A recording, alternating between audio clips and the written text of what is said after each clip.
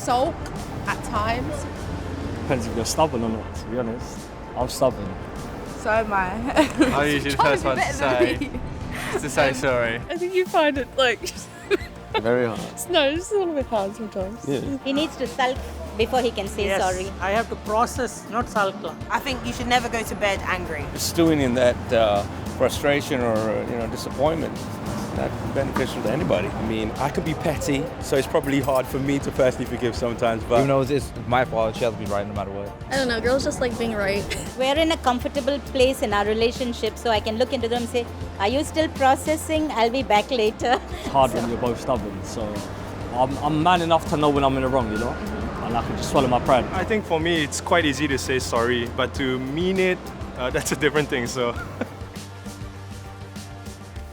The reality about marriage is we will all hurt our partner in big or small ways, often unintentionally, and sometimes we aren't even aware of what we've done. But the hurt must be healed if our marriage is to flourish. And in this session, we'll be looking at how that healing can take place. And anger will usually be our first reaction when we're hurt. While hurt is what we feel in ourselves, anger is what we feel towards the person who's upset us. Now, we want to make it clear, anger isn't bad in itself. It has a God-given purpose. It's part of our internal mechanism to signal something is wrong and that something needs to be sorted out. The adrenaline rush we feel is designed to spur us into action, but we can use anger wrongly in a number of ways. We want to look at two in particular. And roughly half the population falls into one category and the other half into the other category. We use two animals to illustrate two inappropriate ways of handling anger. Some people, when they're angry, are inclined to let you know it right away. We call them the rhinos, because a rhino, if it's provoked, is quite likely to put its head down and charge at you. When I was a student, I spent 5 months backpacking across Africa. On one occasion, together with 8 other backpackers, we hired a driver called Joseph to take us in his Land Rover into the nearby game park. 20 minutes after arriving there, Joseph spotted a rhino sitting in the shade of an acacia. We swerved off the road and drove up extremely close so we could take some photos. Joseph reassured us that if the rhino decided to charge at us, he could drive away much faster. Quite quickly, it became apparent that the rhino was not as pleased as we were about us being so close. Sure enough, this massive beast lumbered to its feet, lowered its head, and started to charge at our Land Rover. Joseph duly accelerated away, and true to his word, we easily outpaced the rhino. That is, until a minute or so later, the Land Rover ran out of fuel. We rolled to a halt and turned as one to see the rhino charging at speed in a cloud of dust. Mercifully, it stopped in its tracks just short of us, and then stood there snorting and shaking its head angrily, clearly trying to get us to move again. We sat frozen in our seats for what seemed like an eternity. Eventually, much to our collective relief, the rhino turned and trotted away about 50 meters, only to turn back and charge at us all over again. Eventually, after 4 hours of these mock charges, it started to get dark. The rhino, by now tired or bored or both, trotted off into the sunset. Once it had gone, Joseph himself trotted off in the opposite direction to get some more fuel, leaving the 9 of us in his Land Rover. We had some great photos, but we were nervous wrecks. Some people act like the rhino when they're upset. That's me. Let me give you an example. Many years ago, when Nikki and I were living in Japan and Kirsty, our first child, was 4 months old, a bachelor friend of ours who lived 4 hours away in Tokyo invited us to stay with him for the weekend. Well, whenever we had done so in the past, it was always great fun and incredibly busy, as he had amazing energy and was a non-stop entertainer. Well, on the Wednesday before we were due to go, I suddenly realised I didn't feel I could cope with a weekend like that because of feeding a small baby, being awake half the night and just feeling tired. And I told Nikki I thought we should call our friend and say we couldn't come. I, on the other hand, was convinced we had to go. I thought it was very rude not to at this late stage. And we had a really heated argument. And after we had argued backwards and forwards, It became clear to me Nicky really didn't understand how I was feeling, which really upset me. And as a result, I just completely lost it with him. And I remember the exact spot where Scylla was standing in our apartment, beside the basket where we kept our fruit. And I was so angry, I picked up the nearest thing, which happened to be an apple from the top of the basket, and I threw it really hard at Nicky. Unfortunately for him, we had just bought a whole box of apples, and they were arranged in a pyramid in the basket. And I proceeded to hurl them one by one across the room at him. I want to clarify, Scylla was throwing them really hard. I had to duck down behind the sofa to escape being injured until the basket was empty. Now, I know that sounds very dramatic, and I want to assure you I have never thrown anything else at Nicky. But my tendency even now, when I feel misunderstood or upset, is to attack Nicky with my words. Other people, like me, respond in the opposite way to the rhino.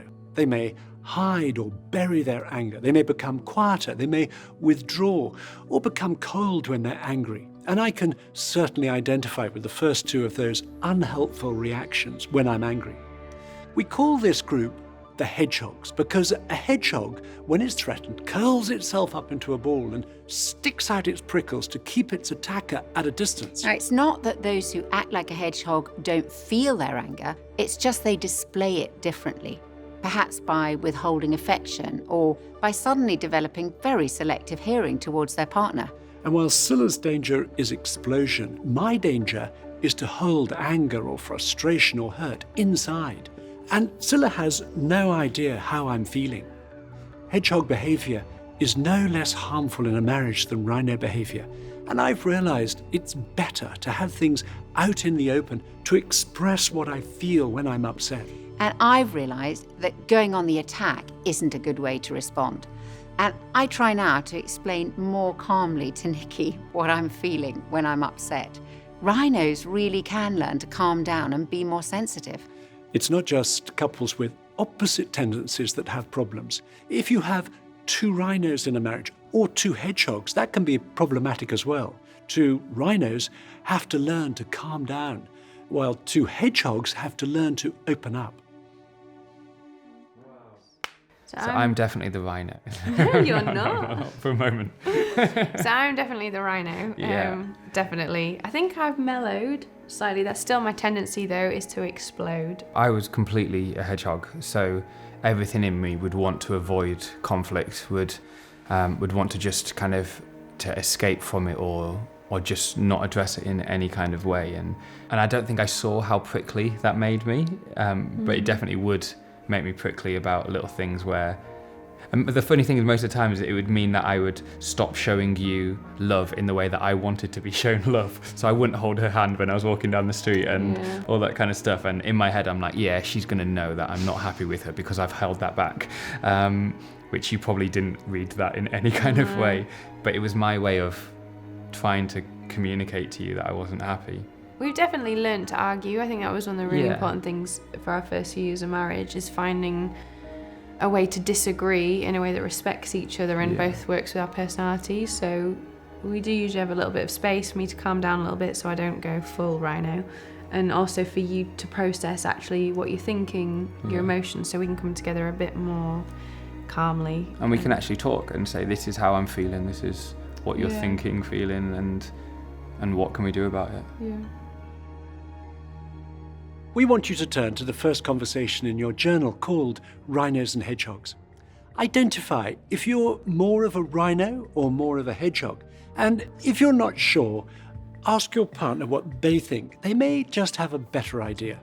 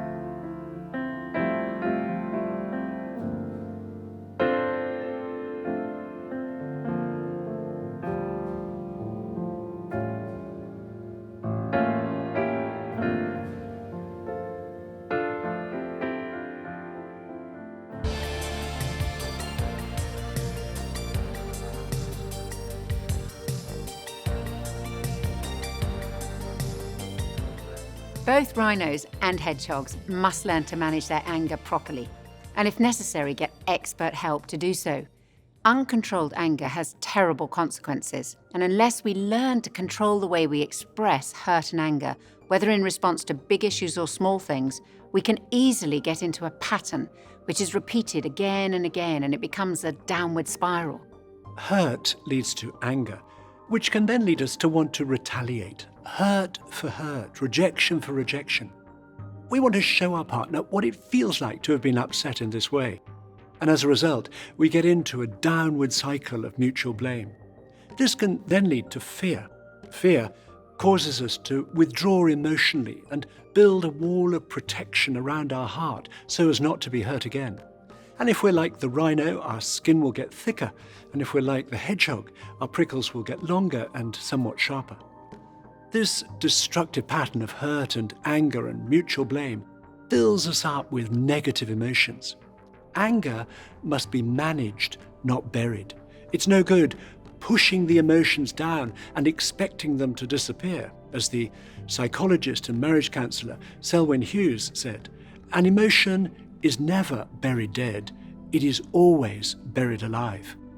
And this is a particular danger for hedgehogs. Anger can lead to a state of withdrawal. So some people are very, very uncomfortable with expressing any level of dissatisfaction or anger or displeasure, and therefore what happens is they sort of bottle it all up, they hold it within. And therefore what sometimes those people will do is they will stonewall, or they'll give a cold shoulder, or they'll sort of collapse in on themselves, even though that person who doesn't want to express their anger says, oh no, it would be terrible to express anger. You can see it in their eyes. You know, you see the rage in their eyes, and you kind of hear it in the way they wash the dishes or tidy the house.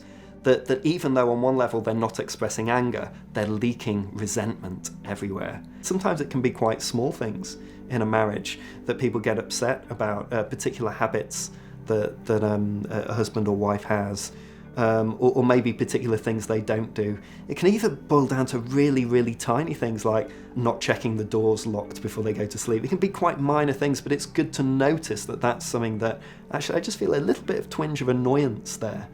And maybe I should note that, and just note that maybe that's something I could say something about. Because if we don't express it, we are assuming that our husband or wife is doing it on purpose, and they're always going to do it. So weirdly, to stop being angry, we have to notice what makes us angry. And do you know what? We also have to have a little bit of hope that they're better than we think they are, and that actually if they know what upsets us, they might actually change. Buried hurt and anger impact every part of our lives. Our behaviour can be affected. We may start escaping into work or drinking too much. It can affect us physically. We may not be able to sleep or eat properly. And there can be emotional symptoms such as low self-esteem, depression, or emotional shutdown. And people who are on the verge of separation often say words to this effect: I don't feel love anymore. In fact, I don't feel anything at all. I feel numb. This is hardly surprising. It's the physiological response to the unhealed hurt and negative emotions which have accumulated inside. And it means there's no space for the positive feelings of love, romance, affection, and so on. And unless we deal with the hurt and anger at the root, we end up losing connection, which destroys our intimacy and potentially our whole relationship. The next conversation in your journal, called Handling Anger, will help you recognize how you typically respond when you feel hurt. And we'd like you to take a few minutes to fill in your answers to the questions. Now, you don't need to write too much, be quite instinctive about it, and then discuss what you've put.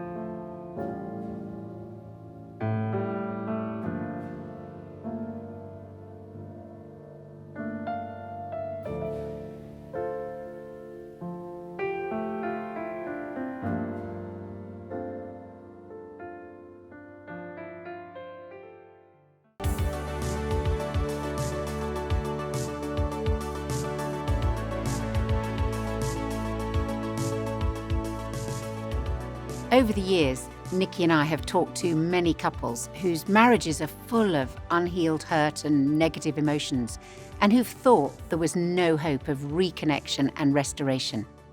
But we know the hurt can be healed and their relationship restored if they're prepared to lift the lid on it together. So we're going to look at how we heal the ways we've hurt each other, including hurt that may have been buried for days, weeks, months, or even years, whether through an accumulation of small things or a massive betrayal of trust. We don't want to pretend that this is easy. Dealing with this stuff is messy. It's a bit like dealing with a blocked drain. My most vivid memory of a blocked drain was during an incredibly heavy rainstorm. The alleyway next to our house flooded because the drains from the church loos that run under the alley were blocked and needed immediate clearing. As the rain continued, our neighbour Derek and I took the lid off the drains that were filled right to the top, at which point the contents of the drain began to mix with the rainwater in the alley. It wasn't a pleasant sight or smell. We grabbed some drainage rods to try and clear it, but we quickly realised we couldn't get the right angle from above, which meant that one of us would have to climb down directly into the drain. Well, I was staring down into this murky, stinking water, and then before I knew it, Derek was in there, crouching up to his waist in it and pushing on the rods with all his strength at this underground blockage. After 3 shoves, there was a wonderful sound. First a gurgling that turned to a rushing noise and then developed into this incredibly strong sucking sound. The blockage cleared and the water flowed away really quickly. I hosed the alley down and hosed Derek down, and the crisis was over. Now, it would have been no good if Derek and I had just tried to mop up the surface water. We had to deal with the problem under the ground. And it's the same with buried hurt. We can't just deal with the symptoms. We have to tackle the underlying problems.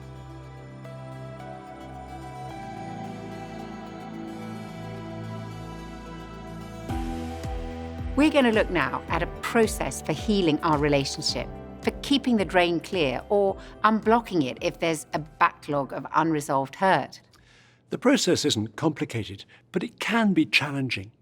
And as a hedgehog myself, my instinct is to keep the lid on and not address the issue. But I've come to realize that isn't any good. We have to address the underlying hurts. Otherwise, they build up, and it's like the drain getting blocked. The process has 3 parts. First, we need to talk about the hurt. In the Bible, Jesus tells us very practically what we're to do if we're aware of having hurt or offended our partner. To paraphrase the Bible in Matthew chapter 5, he says, "If you suddenly remember a grudge your partner has against you, leave immediately, go to your partner and make things right." And then a little further on, Jesus tells us what to do if we've been hurt. He says, if your partner offends you, go and tell them, work it out between the 2 of you. So in both situations, whether we're aware that we've hurt our partner or have been hurt, we need to take the initiative to bring it out into the open so that things can get healed. My name is Josiah. And my name's Heather. Our families would go to family camp at the same place every summer, and that's kind of when we started dating, and well, you know, the rest is history. I think seeing my dad express wide ranges of emotions I think because I saw the almost volatile side of that with anger, so never physical anger, but yelling, that kind of thing, when he'd get really angry, I think it made me want to shut down because I never wanted to do that. But I think I just shut down my external expression of emotion, which then also means that I'm not communicating how I'm feeling. So since we've been married, it's still a journey of being conscious of needing to express how I'm feeling. But if I can bring her into that right away, then it's really helpful for us. Most of my childhood, I was raised by my dad. And so that was sort of my experiences, being raised by men. Being so independent growing up, it was really easy to internalize everything, keep it to myself, and not feel like I could tell anyone how I was truly feeling when I felt hurt. And so a big part of our relationship, even while we were dating, was just learning how to trust the vulnerability, and just be able to say, hey, that really hurt my feelings. And then also understanding that Josiah as a person, he has my best interest at heart, and he's not out to get me or to hurt me. And so I think that's been the big learning curve for us. When we're both taking the initiative, rather than waiting for the other one to make the first move, things can get sorted out amazingly quickly. However, we recognize that it may not be easy. It could be that we don't like confrontation and we want to keep the peace at all costs. Or perhaps we're afraid of making ourselves vulnerable by opening up to our partner and telling them we're hurt. Or it could be our pride or our shame that stops us admitting we were wrong. Or we're afraid of our partner's reaction. Any of these reasons can make us reluctant to take the initiative in bringing hurt out into the open. But whether it's big wrongs or small wrongs, when our partner has hurt us by being thoughtless or selfish or cold or unfaithful, the hurt needs to be addressed. And just as small stones eventually block a drain, so the accumulation of small hurts, if left unaddressed, can break a marriage. We want to give you an example from our own marriage that is relatively trivial on the scale of things, and certainly we have had to address much more serious hurt between us over the years. But we're using this one to show the effect of bringing things out into the open rather than allowing them to stay buried. Before we tell the story, first, a little bit of background. One of the differences between Scilla and me is that when we go out to see friends and it's time to go home, we have very different ways of leaving. My way is to say thank you and goodbye and then to leave. And my way is to start saying goodbye and then to begin to have probably my best, most in-depth conversation of the whole evening. And I've discovered over many years of marriage that if we're to get home when we plan to, we need to start leaving about halfway through the first course of the meal. And one time we were at a friend's birthday party. It was in South London and it was a Thursday evening. It was about a 15-minute drive from our home. And Nicky told me on the way there that the following day was particularly busy for him, so he wanted to get a good night's sleep. So we agreed that we'd make sure we were home by midnight. Well, knowing what Scilla's like, I decided to double the time it would take us to get home. So I initiated the process of leaving at 11:30 p.m. I said goodbye, and I told Scilla I was just going to get the car that we'd parked at the other end of the road. Well, I drove up to the house and double-parked outside in this narrow and crowded London street and waited for Scilla to come out. 20 minutes passed. Midnight came, midnight went. There was no sign of Scilla. So I reparked the car, not an easy manoeuvre, went back into the house and found Scilla exactly where I'd left her, still deep in conversation. Well, keeping a thick smile on my face so as not to spoil the end of the party, I said to her, I've been waiting in the car, and it's now past midnight. At which point, Scilla looked round at me and said, I didn't even realise you'd left, which rather added insult to injury. So I told her I was going to get the car again, and quite soon, 10 minutes at the most, Scilla joined me. And as we were driving home, she was in great form, chatting away happily about what a fun evening it had been. Meanwhile, I was fuming inside. I was trying to cope not only with my frustration that we were going to get home a lot later than we'd agreed, but also feeling very hurt that Scilla had totally ignored my need for a good night's sleep. As a typical hedgehog, I was trying to work out whether or not to say anything, and I can remember the exact place on the way home when I decided it really wasn't healthy to pretend any longer that everything was okay. And Nikki suddenly said to me, "Did you realise I was waiting in the car for you for more than 20 minutes?" Well, that really got my attention, and I asked him, "Are you feeling upset with me?" He then told me that he was very cross and rather hurt, that we'd made an agreement which I had totally ignored. Now, when I heard Nikki describe how it felt for him, which he doesn't do all that often, I realised I had been really thoughtless. And so, despite my strong temptation to make excuses, I knew the best thing I could do was to apologise. And straight away, Scylla said to me, "I'm so sorry for making us so late. Please forgive me." Well, as soon as it was out in the open, I didn't find it difficult to forgive, and my feelings of annoyance and hurt evaporated much more quickly than they built up. So we spent the rest of the journey home discussing how we could communicate more effectively in a crowd about when it's time to leave. I think I knew the situation would happen again. Indeed, it has happened several times since then. But getting those feelings out into the open, describing to Scylla how I felt, meant there were no negative emotions left inside. The hurt and anger were dealt with. And most of us hate confrontation. But we need to be able to tell our husband or wife when they've hurt us. 对我来讲，表达感受真的是件很难的事情。我们生气了，我们有冲突了，我们有伤害了。他表达完以后，我告诉他说：“老婆，我很受伤，这件事情，我很生气，这件事情，对我来讲特别的艰难，因为好像我要打破我以往的习惯、以往的信念，因为以往的习惯、以往的信念是男人不能承认自己有脆弱的地方，不能承认自己我有需要，不能承认自己的，不能表现自己的情绪，你必须要冷漠，必须要稳重，必须要一点情绪都没有，这样才说明你是一个刚强的男人，才是一个成熟的男人。所以在夫妻的关系当中，如果我没有表达的时候，我的太太根本不知道我的心里面在想什么，她也进不到我的内心里面去，然后她也不知道这个事情对我们夫妻两人的关系影响有多大。所以当我去努力去尝试表达我很受伤，我很愤怒，我在这个事情上我的感受如何的时候，我们两个人特别容易的能够肩并肩一起来面对问题。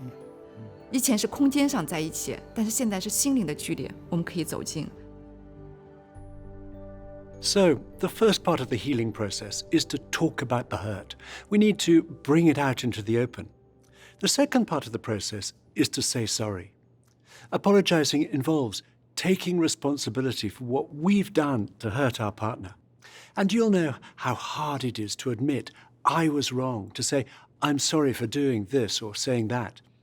And I know for myself that my pride leads me instinctively to start to make excuses, to jump to my own defense when Scylla tells me I've done something that's upset her. And I find it easier to swallow my pride and to say sorry when Nikki tells me how what I've done has made him feel. When he uses I statements, it helps me to see it from his perspective. You'd just be like, I'm sorry, Yeah.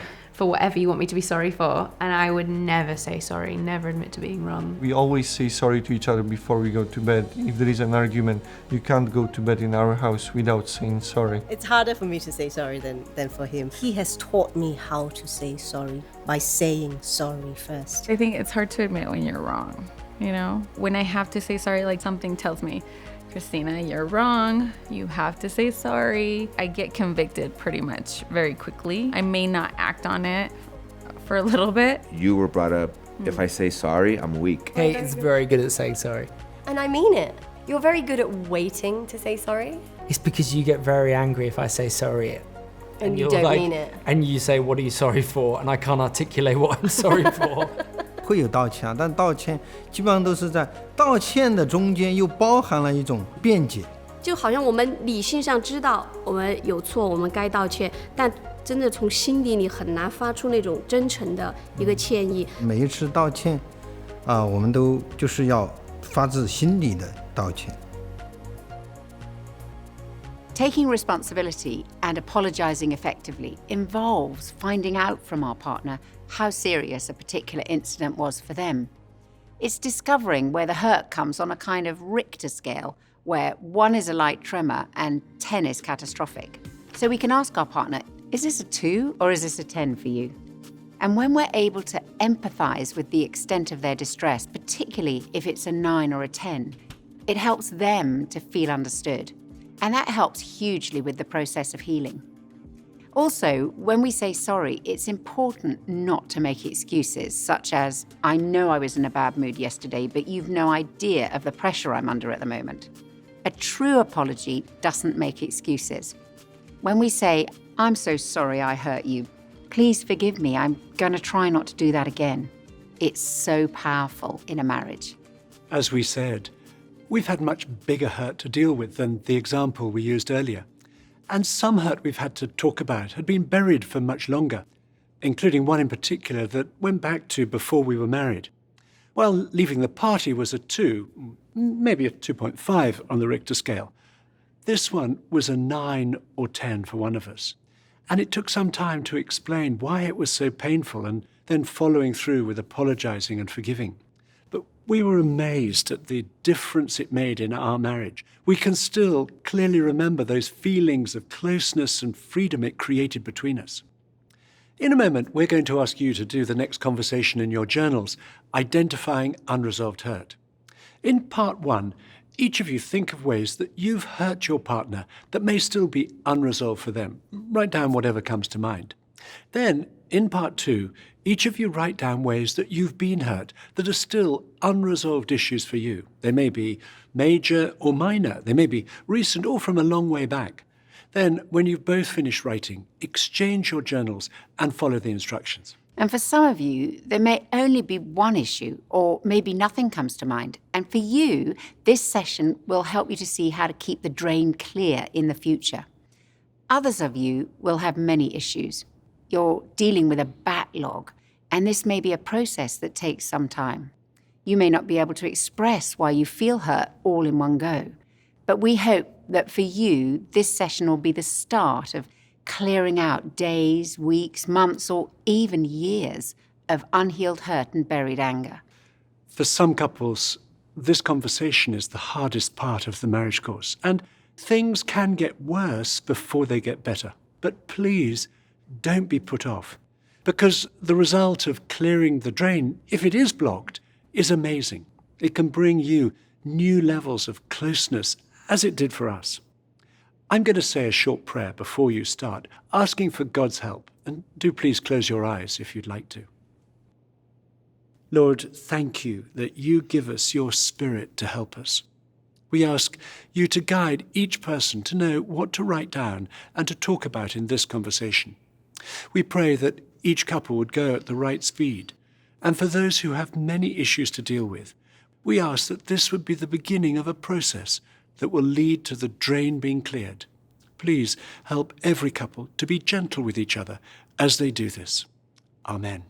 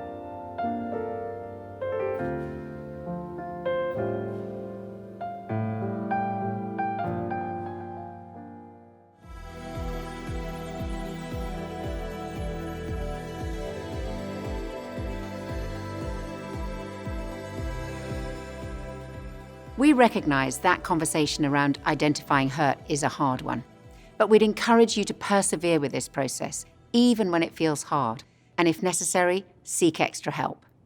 We're going to look now at the third part of the healing process, forgiveness. One of the most important things I ever learnt about forgiveness is that it's not just about my feelings, but about making a choice to forgive. We all know how hard forgiveness can be. Every act of forgiveness costs us something. It means giving up our self-pity, giving up our desire for justice, and putting aside our pride. Sometimes people think that by forgiving someone, you're approving of what they've done or you're excusing their behaviour. When we forgive, we're not condoning negative behaviour. And alongside forgiveness, we may well need to put in a boundary by saying something like, I'm not prepared to let you speak to me like that, or to keep lying to me, or to keep putting us into debt. Being clear with our partner about what is unacceptable and choosing to forgive are not mutually exclusive. They work hand in hand to bring healing to a marriage. And forgiveness is not pretending that the hurt doesn't matter and trying to forget about it. Forgiveness is not denying the hurt and just hoping it'll go away. Forgiveness is not thinking our love for each other will somehow magically resolve any ways that we've hurt each other, so it doesn't matter. I think that's pretty much what I thought when we got married. I remember the first time I realised I had to say to Nikki, I forgive you. It was after a big argument we'd had about money, and I felt very hurt and accused. And it coincided with going away for a special weekend that we'd been planning and looking forward to for ages. And at first I just tried to bury the hurt. But the result was I just felt more and more full of resentment and self-pity and went into this mood, which spoiled not only the weekend, but our relationship as well. But eventually, after 36 hours, I just couldn't contain it any longer, and I poured it all out to Nicky. He listened and really understood why I was upset, and then said he was sorry. It was at that point I realised for the first time I had to say out loud to Nicky, I forgive you. Now, I'm not proud of this, but I found that really hard, and I think I said it through gritted teeth. But the moment I'd said it, I felt completely different. The resentment and the self-pity left, and our relationship was restored. And we went on to have a great rest of the weekend together because my choosing to forgive had opened the way for us to draw close again. Sometimes people have said to us, but I just can't forgive him or her for that. You don't understand. When we say, I can't forgive, what we're really saying is either I won't forgive, or perhaps I don't know how to forgive. And often that's because we're waiting for something to happen before we can forgive. We may be waiting for the right feelings, or we're waiting for justice to be done, or we're wanting revenge first, or we're wanting to retaliate, wanting the other person to be punished. Then we think we'll be able to forgive. Forgiveness means choosing to let go of those desires, however strong they may be. The author C.S. Lewis wrote, forgiveness goes beyond human fairness. It's pardoning those things that can't readily be pardoned at all. If we don't forgive, if we don't release the other person, we'll be the one imprisoned by the negative emotions, by the bitterness, the resentment, the desire for revenge, and the anger that builds up inside us. Only forgiveness can set us free. So my name is Mark. I'm Laura. Just fell in love with Mark quite quickly. I just saw that this was a man that was loyal, trustworthy, and someone that I thought I could be with forever. Forgiveness is a really important part of our marriage and part of our story because we both hurt each other so many times. They weren't the kind of thing where you could go, well, it doesn't really matter, hasn't really affected me. My priorities were all completely wrong. I wasn't carving out the time that was needed for our marriage. I was married, but it was kind of more like flatmates over time with Mark, like working a lot. I decided that marriage and Mark wasn't what I wanted anymore. So we separated. And we were separated for 8 months. I guess in my way I was trying to fight for our relationship, but there were just so many things that we hadn't worked out. And Laura was gradually drifting further and further away. You know, God did something really wonderful in my heart, and sorry.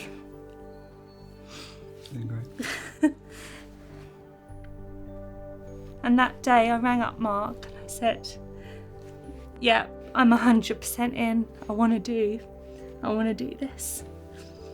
And I thought, if God can forgive me for all the stuff that I'm aware of that I feel really ashamed about, then maybe he can help me extend that forgiveness to Laura. Over time, I was able to not just say I forgive you, but actually live that out. There's still memories. I can still remember them. I can still remember how it felt, but it doesn't have that power. I walked away from my marriage. I hurt you so badly, but like, that's the amazing thing about forgiveness, is that, you know, real beauty has come out from this pain, and forgiveness is a massive part of what we've moved through. From a Christian viewpoint, forgiveness means releasing the person who's hurt us into God's hands, even if the other person doesn't apologize or recognize what they've done wrong. The Christian understanding of forgiveness is that God forgives us freely, and therefore we must forgive each other freely. And I find it helpful to think of forgiveness flowing into my life from God and then flowing out of my life to those around me, especially the person closest to me, Nikki. Whether you've got a Christian faith or not, we can all choose to forgive. Where there's forgiveness right at the heart of a marriage, it has unparalleled power to bring healing. I want to talk about what happens when we use this process to heal the ways we hurt each other and break out of that downward spiral. St. Paul uses this phrase in the Bible: love keeps no record of wrongs. Imagine for a moment having a notebook that represents our married life. Each page of the notebook represents one day of our marriage. Every day we write down a list of the things we do or say, or fail to do or say, that are less than perfectly loving, that may hurt our husband or wife, sometimes slightly and sometimes deeply. On some days, the list will be shorter, and on other days, the list will be longer, and it may even go over the page occasionally. But every day, there'll be something we could put on the page. And if these things are not dealt with, the page will be turned and the list left intact. We then start to build up a backlog of resentment and bitterness. And even if we can't remember the details of the list, these things remain in the background of our marriage and will seriously spoil our intimacy. Forgiveness means tearing off each page with whatever's written on it and throwing it away. That means choosing to forgive however we feel, not letting the sun go down on our anger, keeping the drain clear, and keeping no record of wrongs, until there's a clean page in front and none turned over behind. Then we can begin each day with a fresh start and no backlog between us.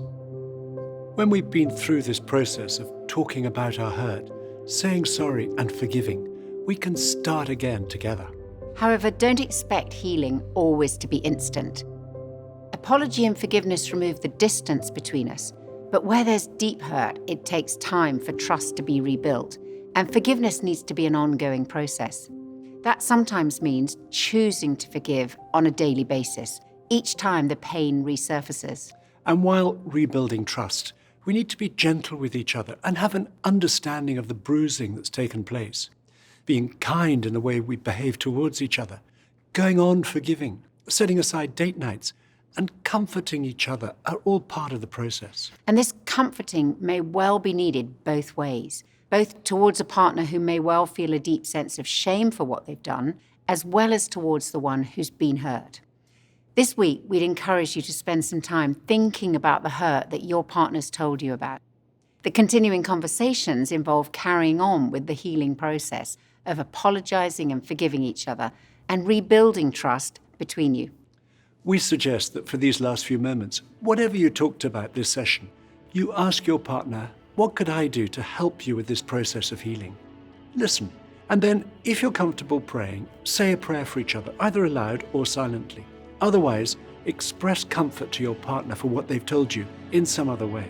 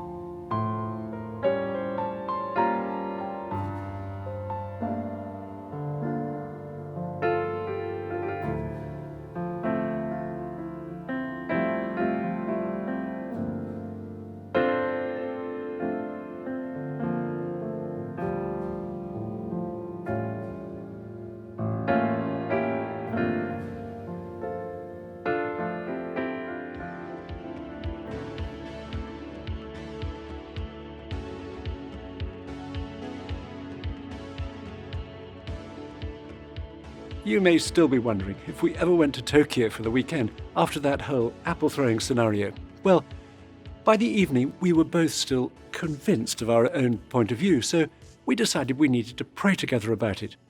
And it was only as I moved my focus off the issue and onto God that I suddenly became aware I'd been more concerned about letting our friend down than I had about supporting Scylla as a new mother. So I apologised for not seeing it from her point of view, and I said I would ring our friend after all and say we were unable to go for the weekend. Well, when I realised that Nicky really understood how I felt, I said to him I'd probably be able to cope with going after all. So we went to Tokyo, and Nicky was very supportive, and we had a great time. St. Paul's phrase, "love keeps no record of wrongs," comes from a beautiful description of love in the Bible. Love is patient. Love is kind. It does not envy. It does not boast. It is not proud. It is not rude. It is not self-seeking. It is not easily angered. It keeps no record of wrongs. Love does not delight in evil, but rejoices with the truth. It always protects, always trusts, always hopes, always perseveres. Love never fails. I'm going to say a short prayer around this whole area of forgiveness, so please stay as you are. Lord, thank you for your willingness to forgive us. Thank you for your example and for bearing the cost of our forgiveness. Please help us to forgive each other as you forgive us. And please bring healing into those areas in our marriage where we've hurt each other. And thank you that love keeps no record of wrongs. In Jesus' name, amen. Amen. Thank you for joining us. We'll see you in the next session.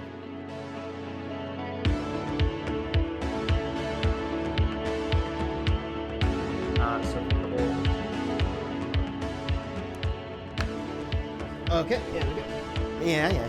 I will. Okay.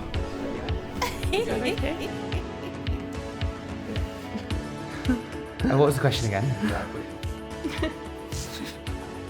I'll start again because I was thinking. Sorry. Yeah.